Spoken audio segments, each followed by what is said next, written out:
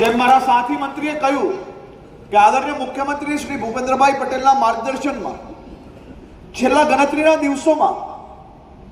45,000 જેટલા યુવાનોને નોકરી એનાયતના પત્ર આપવામાં આવ્યા। સામાન્ય રીતે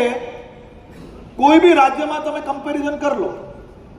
આપણી જનસંખ્યા પ્રમાણે આટલા ઓછા દિવસમાં આટલી મોટી સંખ્યામાં સરકારની બધા વિભાગોની અલગ અલગ વ્યવસ્થાઓમાં રાજ્યના યુવાનોના સપના સાકાર કરતી 45,000 જેટલા લોકોને નોકરી એનાયત કરવું આ કોઈ સામાન્ય વિષય નથી। આ વિષય એક રાત દિવસ અનેક સમયની મહેનત હોય છે ને એના પછી ટ્રાન્સપરન્સી જોડે નિમણૂક પત્ર આપી શકાતા હોય છે અને આ નિમણૂક પત્ર આપવામાં સફળતા પ્રાપ્ત થઈ એની પાછળ જેટલાય પરીક્ષા લેનાર અધિકારીઓ છે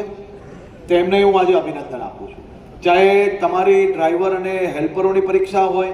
તમને એક સામાન્ય પરીક્ષા દેખાતી હશે, પરંતુ આ પરીક્ષામાં ન્યાય 100% કરવાનું હોય અને એ 100% ન્યાયમાં